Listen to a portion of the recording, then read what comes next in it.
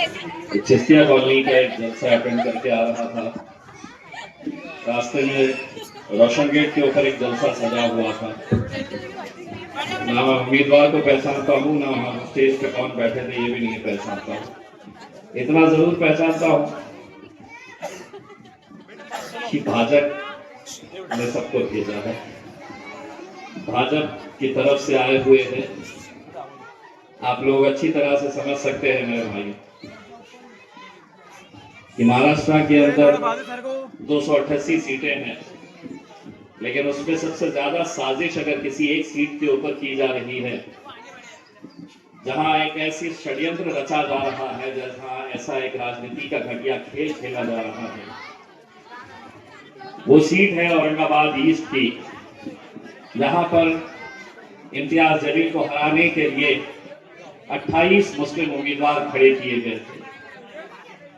और ये 28 मुस्लिम उम्मीदवार ये खुद भी अच्छी तरह से जानते हैं कि ये लोग जीतने के लिए नहीं खड़े हैं, बल्कि यहां पर अपनी क़यादत को खत्म करने के लिए किसी की अपनी जाती दुश्मनी है, किसी की अपनी नाराजगी है। लेकिन मेरा एक सवाल है, अगर हम ऐसे ही अपने जाती मफाद की खातिर अगर इस मुल्क से, इस राज्य से अपनी क़यादत खत्म कर देंगे, तो शायद वो दिन दूर नहीं कि आज महाराष्ट्र के अंदर जो हालात से हम गुजर रहे हैं, इससे बदतर और क्या हो सकता है कि जो हमारे जान से अजीज है,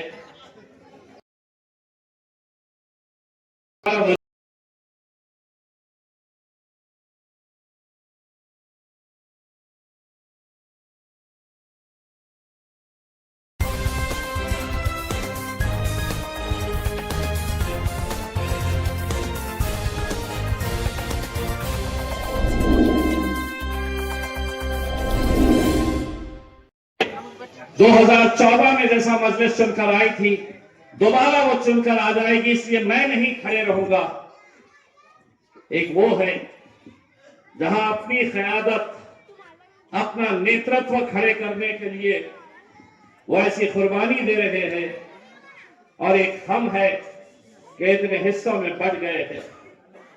15 उम्मीदवार मैदान में बचे हुए हैं।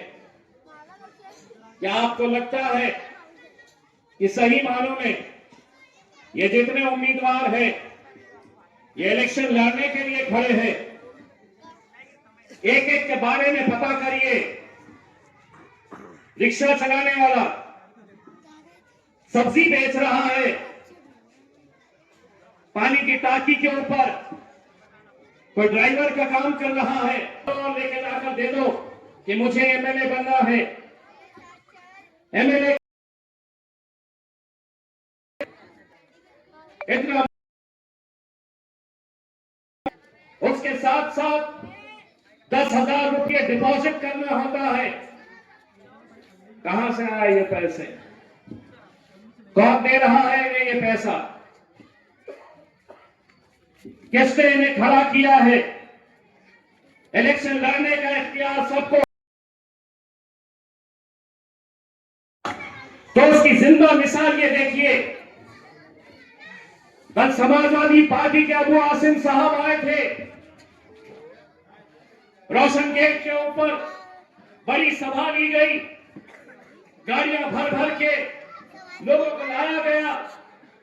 मैं था जिसने बैरिस्टर असदुद्दीन अवैसी साहब को यह कहा था कि हम अबू आसिम के खिलाफ उम्मीदवार नहीं खड़ेंगे, हम उनके पार्टी के दूसरे एमएलए रईस के खिलाफ अपना उम्मीदवार नहीं खड़े करेंगे, क्योंकि मुझे मालूम है कि जब हम दोनों लड़ेंगे तो कोई तीसरा ही चुनकर आ जाएगा।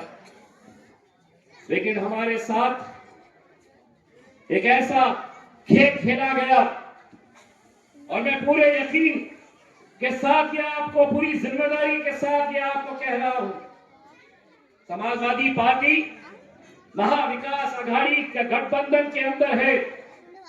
उन्हें कितने सीटें दी गई है? 2 सीटें, एक गोवंडी की और दूसरी भिवंडी वेस्ट की, ईस्ट की सीट दी गई है। उम्मीदवार उन्होंने कितने खड़े किए? तो 9 उम्मीदवार खड़े किए गए। कहां कहां खड़े किए? तुम्हारे गांव में, जहां हमारे एमएलए मुफ्ती साहब वहां से जीत कर आए हुए हैं। धुलिया में खड़े किए हैं, जहां हमारे फारूक शाह साहब जीत कर आए हैं। बायकल्ला के अंदर जहां से वारिस पठान जीत कर आया था, वहां पर अपना उम्मीदवार खड़े किए। औरंगाबाद ईस्ट, यहां पर भी अपना उम्मीदवार खड़े किए। मतलब आप समझिए, जो भारतीय जनता पार्टी चाह रही थी, उन्हीं के इशारों के ऊपर ये खेल खेला गया। मैं उनकी मजबूरी समझ सकता हूं। उम्मीदवार के हक में ये जो 15 उम्मीदवार जो टोपी पहनकर हमारे दरमियान में आए हैं, इनसे होशियार रहने की जरूरत है। एक वाकया, एक सालारे मोहतरम जो अपने तकरीर में कहा करते थे, वो वाकया, वो बात सुनाकर अपनी जगह लूंगा। एक छुड़ा छुड़ी का जोड़ा एक रहा था कि अचानक एक सर पे टोपी शेरवानी पहनकर एक सामने से एक शख्स आ रहा था। वो देखकर चुड़िया शायद हुई, उसने कहा कि ये सयाद नजर आ रहा है, ये शिकारी नजर आ रहा है। तो चुड़े ने कहा, नहीं नहीं दीवानी, मुझे नहीं मालूम, वो बेचारा शरीफ मुसलमान सिर पे टोपी शेरवानी पहन के आ रहा है, वो शिकारी नहीं हो सकता, वो हम पर हमला नहीं कर सकता। लेकिन जब वो करीब आया, फौरी झपट कर चुड़े को पकड़ लिया, फौरी झपट कर चुड़े को पकड़ लिया। और चुड़िया ने फरियाद लेकर सुलेमान अलैहिस्सलाम के दरबार में